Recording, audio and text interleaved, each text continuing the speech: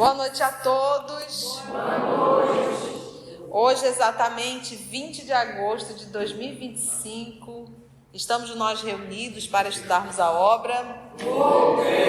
E quem está aqui voltando são os fortes, né? São aqueles que perseveram no estudo até o final, não é verdade? Que bom. Como diz Emmanuel, começar é fácil. Permanecer é difícil e terminar é crucificar-se, né? Então, muitas vezes, numa encarnação nossa, algumas missões que a gente assume, né? Começar é tão fácil, né? Permanecer e terminar é um sacrifício, né? E muitas vezes o estudo também, né? Você vê que um grupo começa, né? Mesmo online, né? A gente vê como as pessoas começam, mas a falta da disciplina para dar continuidade, a perseverança é enorme, realmente acaba sendo poucos. Então vamos fazer a nossa prece de gratidão a Deus. Amor de nossa vida, Mestre querido, amigos espirituais aqui presentes, trabalhadores do Morada Cristã, amigos espirituais que são responsáveis pelo nosso estudo, pelo nosso trabalho mediúnico nesta casa. Nós unimos nossos sentimentos para agradecer a todos vocês, ao nosso Mestre Jesus, por estarmos aqui, pela saúde do corpo, pela saúde da alma, pela saúde mental. Obrigada, Senhor. Obrigada pela oportunidade de estarmos estudando essa doutrina. Obrigada pela oportunidade de estarmos reconhecendo e conhecendo a história do Senhor Frederico Figues, que está entrelaçada com a nossa vida. Nós te rogamos, Divino Amigo, a tua proteção para esse trabalho. A tua inspiração, Senhor, através dos amigos espirituais. E te rogamos, amor querido, se tu deste a essa casa o nome de Morada Cristã, ajuda-nos a honrar com esse nome, para que possamos verdadeiramente trabalhar na condição de estarmos dentro da tua morada. Que a tua paz nos envolva e te pedimos a permissão para iniciarmos mais um estudo. Que assim seja. Então estamos nós, o nosso querido Frederico Figues, né, conversando, né? Foi o nosso último estudo, conversando com aquele espírito endurecido, voltado ali para o álcool, né? E em que o nosso Frederico Figues, né, pediu para conversar com esse espírito de forma direta. E a gente foi vendo o diálogo dele e vendo alguns erros, né? Qual era a posição dele? Ele estava sempre querendo o quê? Se defender e se justificar. E a gente falou que com o espírito, aliás, a gente não discute com ninguém. A gente tem que aprender a não discutir pontos de vista. A gente escuta, o ponto de vista do outro vai mudar a regra do universo? Ah, não acredito em reencarnação. Tá. Né? Vai mudar alguma coisa a pessoa? Ela está reencarnando há milênios. Né? Então, são crianças e nós temos que aprender a lidar com isso, né? Evitar fugir, a orientação é do nosso Senhor Jesus, né? Fuja das contendas, fuja das discussões, não escuta de hipótese alguma, né? Então hoje nós vamos entrar, admirado com a paciência do companheiro, seguiu sem hesitar. Ele seguiu quem?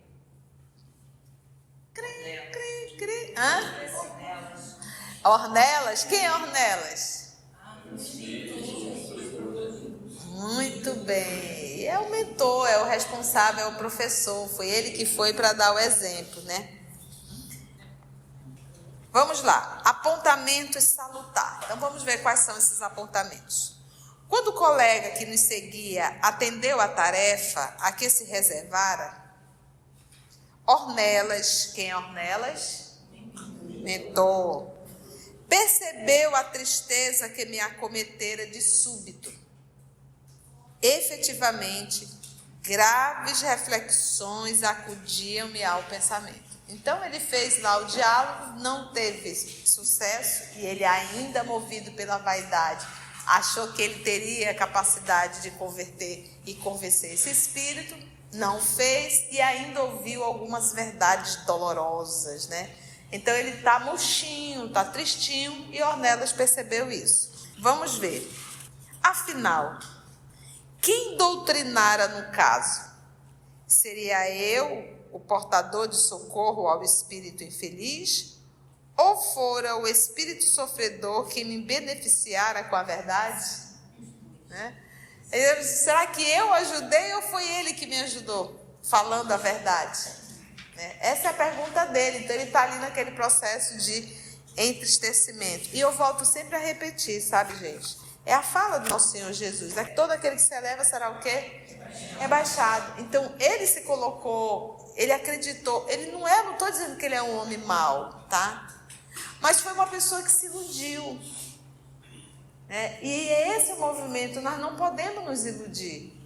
Nós temos que reconhecer que nós somos espíritos em luta. Nós não somos espíritos que vamos ser recebidos, né? Não, a gente está em luta. O trabalho para a gente der uma força, exige de nós um esforço para a gente desenvolver essa vontade de trabalhar. A gente dá briga entre si. São esse tipo de olhares que nós temos que fazer uma reflexão para nós reconhecermos quem somos. Em que condições nós estamos, e não nos colocar numa condição. Agora lembra que a posição do Sr. Frederico Figner era uma posição de destaque, Então ele viveu numa posição de destaque. Se nós pegarmos o apóstolo Paulo na condição de doutor Saulo de Tarso, ele era um homem de destaque, ele era um homem que se destacou, um homem forte, um homem viril, um atleta, um homem rico, super inteligente. Então ele tem tudo aquilo que um encarnado almeja. E ele soube converter isso. E o doutor Frederico Figner não, ele passou uma vida inteira fazendo o cristianismo, fazendo o trabalho, mas ainda naquela persona, aquele movimento do empresário super bem sucedido e que tinha o mundo aos seus pés. Então, por isso esse processo dele doloroso, E você vê que ele é uma pessoa que tem tanta certeza da força que ele acredita que tem, que ele pediu para conversar com o Espírito, que ele passou uma encarnação inteira conversando praticamente e nunca conseguiu converter esse Espírito. Então, ele foi lá e a espiritualidade permite. Permite por quê? Porque sabe que isso vai ser útil para que ele tire a venda que está nos olhos dele. Você pode? Pode ir lá. Mas não, Ornelas vai com você. Porque sabe que aonde isso ia dar. Entendeu? Mas isso está fazendo parte do burilamento dele. Ou seja, ele está, cada vez mais ele vai tirando a venda dos olhos dele. Cada vez mais. Primeiro foi a professora, depois ele que entrou o Bittencourt Sampaio, o Saião, Aí ele disse, poxa, esse povo todo tem luz, eu não tenho. Ficou meio tristinho, meio moado, moadinho. Agora ele quer conversar com o Espírito, vai lá conversar, chega lá, o Espírito dá uma lição de moral nele. Então ele está no processo de burilamento dele, tá? Sombrio véu de preocupações descera sobre mim. Como prosseguir? Não ignorava que um grupo de cooperadores decididos e fiéis me esperavam no concurso. O companheiro mais experiente, compreendendo quanto se passava dentro de mim, aproximou-se enquanto regressávamos ao domicílio, em plena noite, e falou com cativante inflexão de bondade. Então a gente já sabe, poxa, ele está entrando aqui no processo de culpa, de arrependimento, de incapacidade. Então, eu realmente não mereço, eu não sou nada, eu sou isso, só que então ele está entrando num buraco perigoso. Aí vamos ver agora, como é que eu vou estar lá naquele grupo, eu não tenho capacidade, Vamos ver o que ele vai falar. O companheiro, então, mais experiente, compreendendo quanto se passava dentro de mim, aproximou-se enquanto regressávamos ao domicílio em plena noite e falou com cativante inflexão de bondade. Vamos ver. Jacó, em toda parte seremos defrontados pela própria consciência. Primeiro ponto. Em toda parte seremos defrontados pela própria consciência. Porque a lei está gravada em nós. E a consciência, ela vai sempre vir à tona. E ela vem aquilo que não foi resolvido. Ela vem aquilo que eu não identifiquei. É impressionante. Por exemplo, se o irmão Jacó estivesse na terra, ele não tinha nenhuma culpa. Né? Ele se sentia um cara. E ele tinha certeza que ele ia ser recebido no mundo espiritual super bem. Que ele tinha luz. Então ele não carregava a culpa. E não carrega. Agora que ele está vendo, né? É agora que ele está vendo no mundo espiritual que ele não era o que ele imaginava ser. A doutrina nos faz isso, né? Ela nos deixa mais sensíveis e a gente ainda não tem o domínio, a gente ainda tem o homem velho dentro de nós. Sim. Mas quando ele se manifesta, logo em seguida a gente fica com peso na consciência, fica arrependido, né? Ele não passou por esse processo encarnado. O que acontece? Aí eu poderia perguntar, o que te leva hoje a dar essas paradas irrefletidas? Quanto tempo você tem de espiritismo? 15, 20 anos. Pois é. Aí, de um tempo para cá você diz que está dando essas paradas, né? Mais agora. Bem muito cedo. mais. Então, o que aconteceu que faz você dar mais parada? Eu acho que o trabalho a gente se dedica mais, a responsabilidade que está maior, acho que a gente se cobra mais, porque sabe que... O que acontece? A gente vincula muito o espiritismo à caridade material e a estar no centro espírita, né? Está trabalhando. Então a gente acha que isso é o suficiente, né? Então a gente para e pensa assim. Por isso que o Emmanuel ele diz assim: é impossível você realizar um estudo sério e não haver mudança. Então, às vezes a gente estuda para ensinar, mas não para viver, né? A gente não faz um processo de autorreflexão, a gente não estuda assim bem no ticadinho, sabe, ticando bem esse beijo, fazendo o processo de autorreflexão. Porque às vezes a gente transforma o estudo da doutrina espírita em um estudo acadêmico. O próprio espírito seguiu ele depois das reuniões e viu que ele não cumpria. Não cumpria aquilo que ele ensinava. Era um pouco de hipocrisia da parte dele. E não é que ele fazia maldade. Era a tolerância, a resignação, a indulgência, a paciência. Você está entendendo? A vivência. Né? Porque às vezes a gente engole o boi e se engasga com a mosquito. Né? Mas é isso mesmo. A luz ele não disparou. E o que é essa luz, gente? É a capacidade de amar. Então, racionalmente ele fez tudo. Mas não sentiu.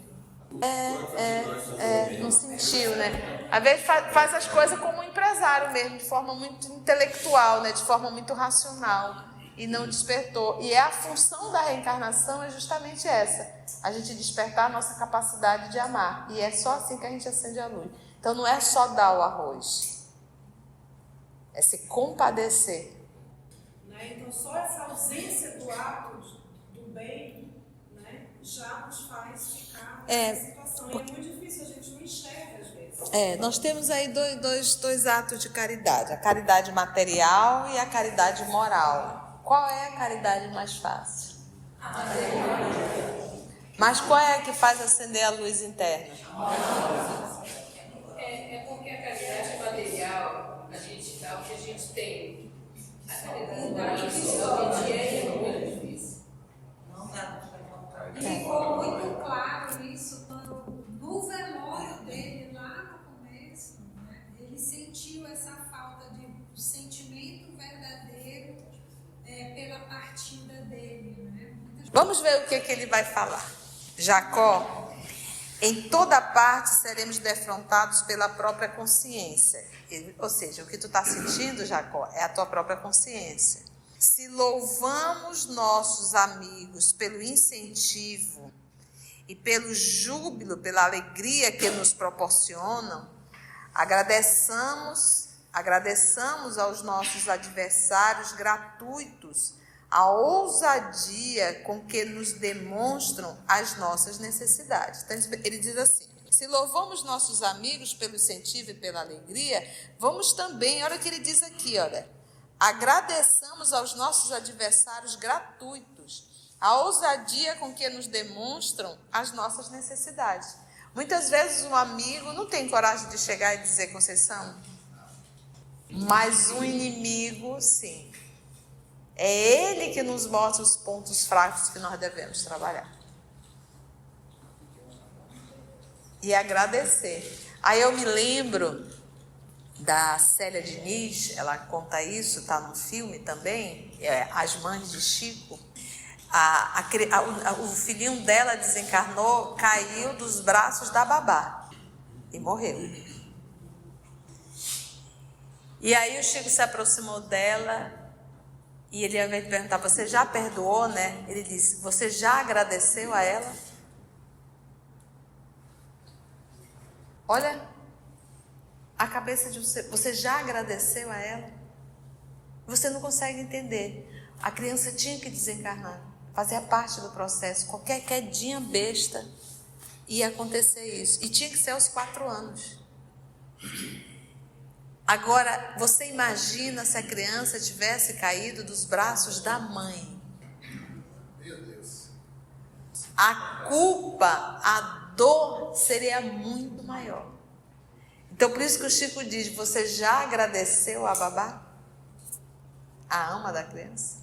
Porque foi dos braços dela, não foi do teu. Entende? Poupou a mãe dessa dor. Então, é essa visão, quando alguém fala algo que isso e alguma coisa que te incomoda, é hora de trabalhar isso aí. Isso está aí dentro. Tanto é que te incomodou. Entendeu? Nossos adversários gratuitos, a ousadia com que nos demonstram as nossas necessidades. Os que nos amam destacam-nos as qualidades excelentes do serviço já feito, não é verdade? Quem nos ama, nossa, Conceição, que maravilha, isso, aquilo outro, né? Na individualidade imperecível, aquilo que nós já fizemos. E aqueles que nos desestimam, ou seja, que não gostam da gente, indicam com franqueza rude as imperfeições que ainda conservamos conosco. De maneira rude, ele nos fala as imperfeições que ainda conservamos conosco. E não foi o que esse inimigo fez para ele? Falou? Porque é aquilo que a gente diz, se ele já tivesse um ato verdadeiramente de humildade, ele teria concordado. Realmente eu fazia. E fazia, meu irmão, e olha onde eu estou hoje, eu não tenho nem luz. Sabe, esse movimento dele de reconhecimento e de humildade teria mudado todo o curso do diálogo. Mas aí ele ficou sempre na defensiva, sempre na defensiva, sempre na defensiva. Isso serve para tudo. Se as pessoas vão chegar e dizer: Conceição, me desculpa, mas vou falar uma coisa para você. Assim. Se eu me defender, eu tô perdendo a melhor parte. Eu teria que ouvir aquilo ali e fazer uma autorreflexão. Porque quase sempre a pessoa está certa. Mas o que normalmente a gente faz? A gente rebate. Não, eu fiz isso por causa disso. Não, porque eu sou assim. Não, porque senão, se eu não fizer isso, Deus o livre, vamos ficar todo mundo aqui em cima. E aí você fica se justificando e não faz uma autoavaliação. Oi, querida. E você acha que alguém ia chegar com o doutor Frederico Figner, né? Então isso, ele não tinha a oportunidade nem de se criticar. E olha, e eu vou te dizer uma coisa. Mesmo dentro da instituição espírita, imagina que ele estava na federação. O homem montou toda a editora.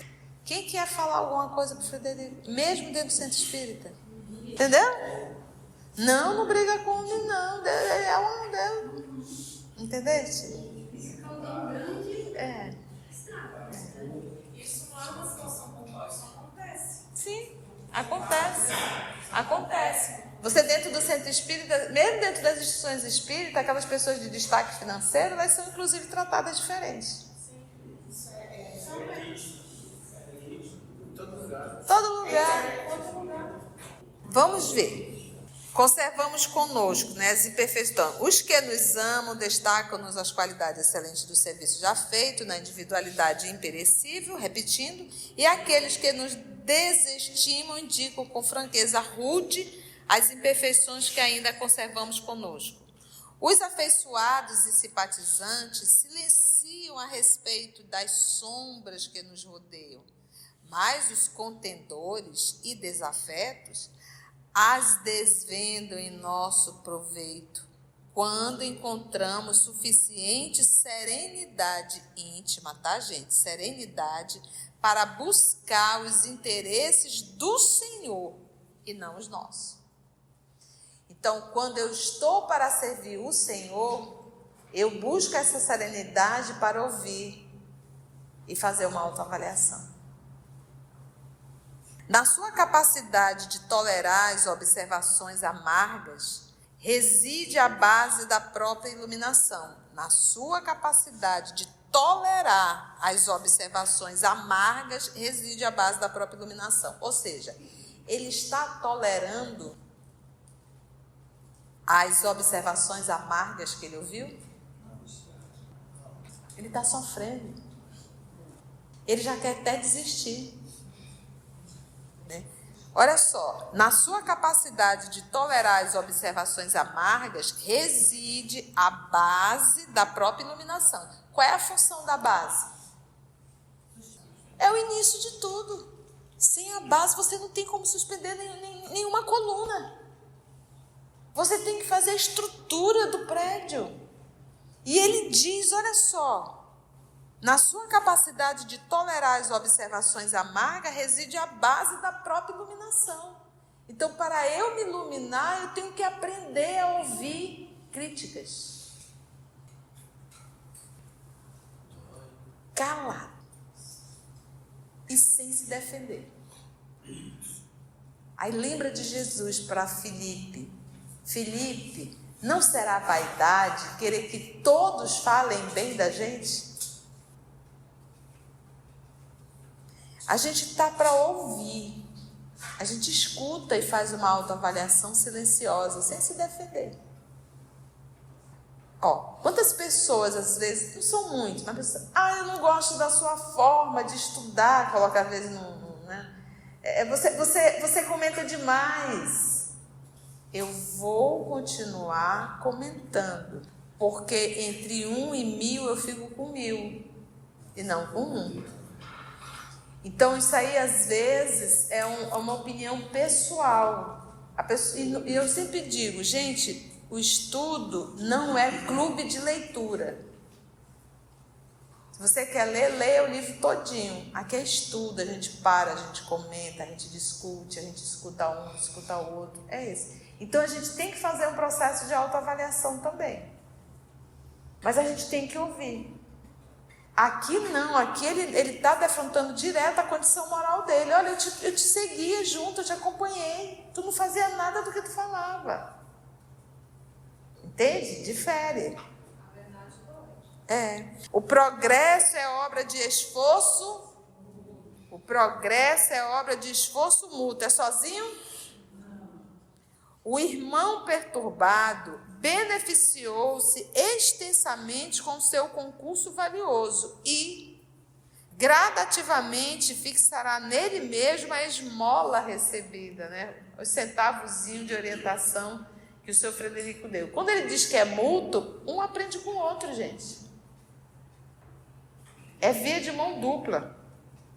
Por mais que aquela pessoa tenha sido perversa comigo, eu aprendi alguma coisa. Se uma pessoa me maltratou, foi perversa. Aí eu aproveito esse comportamento inadequado dessa pessoa para saber como é que eu estou. Como é que está o nível de orgulho, de vaidade? O irmão perturbado beneficiou-se extensamente com seu concurso valioso e gradativamente fixará neles mesmo a esmola recebida. Porém, não é razoável que você venha a perder sua parte. Olha, ele lá pegou a parte dele e você vai largar tudo? Vai abandonar tudo? Guarde o ensinamento, medite-o e conserve-lhe o valor. É provável que você agora se sinta afrontado e ferido. Todavia, os dias correrão sobre os dias e concluirá mais tarde que não lhe falo sem razão sólida. Hoje está doendo, mas calma, vamos processar, você vai perceber que eu estou com razão. Então lembra, muitas vezes o outro é um termômetro. Vem um e fala, vem outro e fala, vem outro e fala. Não, pera lá, tem alguma coisa que está... Não é possível. 3 pessoas me falando da mesma coisa? É hora de eu parar e dar uma refletida nisso daí, né? O conselho refrigerou-me a alma dilacerada. A alma dilacerada. Pela primeira vez, compreendi que assim como chega um momento em que os juízes do mundo são julgados pelas obras que realizaram, surge também o minuto em que os doutrinadores da terra são doutrinados pelos serviços que deixaram de fazer. Né? Como ele diz, é lindo, né? Porque hoje esse espírito que ele não conseguiu doutrinar, hoje esse espírito doutrina ele no mundo espiritual. Devido às coisas que ele deixou de fazer. Deixou de fazer. Meus irmãos, a gente ainda não está, e nem a misericórdia divina exige de nós a pureza. A natureza não dá salto. Mas nós temos que esforçar pelo menos para o mínimo. Né? Pelo menos para o mínimo. E não é o mínimo fora, é o mínimo dentro do nosso processo. Então se veja, se autoavalia, veja como é que você está, veja como é que está a tua vida de relação, veja como é a tua relação dentro do centro espírita, o teu trabalho, né? Como é que é a tua relação dentro de casa, se a casa ainda está muito tumultuada, muita briga, se você se irrita muito, se você... Então não está legal. A gente precisa fazer realmente um processo de autoavaliação e de mudar. Nós que estamos aqui, nós que acompanhamos, a gente já tem recursos o suficiente para fazer grande mudança. Só basta a gente querer. Foi bom? E assim nós finalizamos mais um capítulo, né? Que legal! O nosso próximo encontro, se Deus nos permitir, iremos para o capítulo 19, intitulado A Surpresa Sublime. Se você chegou até aqui o final, deixa seu comentário. É muito importante a gente poder ler o teu comentário. Não esqueça de curtir para que possa divulgar a página. Dá o seu like, né? E, se possível, faça a sua inscrição no nosso canal e toca o sininho. Porque quando você toca o sininho, o YouTube avisa para você quando o EOS publicar um novo estudo. Então, receba um grande abraço da família EOS Manaus.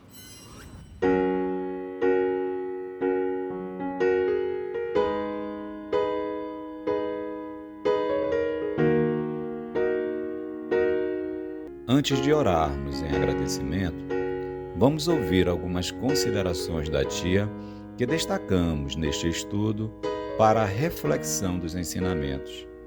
Vamos aos destaques da tia?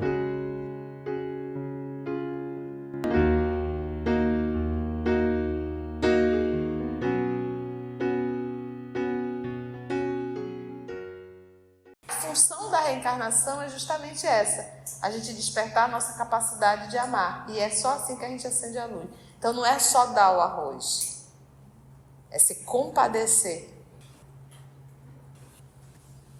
Se as pessoas vão chegar e dizer, Consuelo, me desculpe, mas vou falar uma coisa para você, assim, se eu me defender, eu tô perdendo a melhor parte. Eu teria que ouvir aquilo ali e fazer uma autorreflexão. Então, para eu me iluminar, eu tenho que aprender a ouvir críticas. Calado. E sem se defender. Aí lembra de Jesus para Filipe. Filipe, não será vaidade querer que todos falem bem da gente? Por mais que aquela pessoa tenha sido perversa comigo, eu aprendi alguma coisa. Se uma pessoa me maltratou, foi perversa. Aí eu aproveito esse comportamento inadequado dessa pessoa para saber como é que eu estou. Como é que está o nível de orgulho, de vaidade. Então lembra, muitas vezes o outro é um termômetro. Vem um e fala, vem outro e fala, vem outro e fala. Não, pera lá, tem alguma coisa que está... Não é possível. 3 pessoas me falando da mesma coisa? É hora de eu parar e dar uma refletida nisso daí, né? Então se veja, se autoavalia, veja como é que você está, veja como é que está a tua vida de relação, veja como é a tua relação dentro do centro espírita, o teu trabalho, né? Como é que é a tua relação dentro de casa, se a casa ainda está muito tumultuada, muita briga, se você se irrita muito, se você... Então, não está legal. A gente precisa fazer realmente um processo de autoavaliação e de mudar. Nós que estamos aqui, nós que acompanhamos, a gente já tem recursos o suficiente para fazer grande mudança. Só basta a gente querer.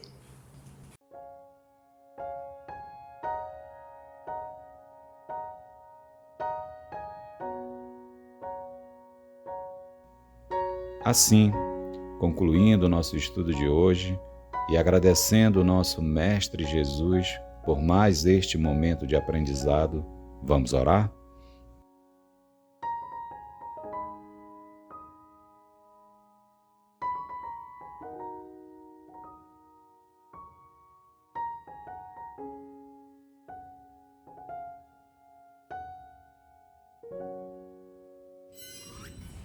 E assim agradecemos ao nosso Pai Criador, aos nossos amigos espirituais, por mais essa oportunidade que nos foi dada de estudo e de reflexão. Muito obrigada, Senhor. E que possamos aproveitar a oportunidade de estudo e de meditação. Graça de Deus. EOS Manaus. Estudando para servir ao Cristo. Visite nosso site em www.eosmanaus.org. No YouTube, procure o canal EOS Manaus. Participe do nosso grupo no Facebook. No Instagram somos @EOS Manaus. Escute e estude na Rádio Manaus de Estudos Espíritas. Estamos, também, em diversas plataformas de áudio. Procure EOS Manaus, no seu aplicativo preferido. EOS Manaus. Estudando para servir ao Cristo.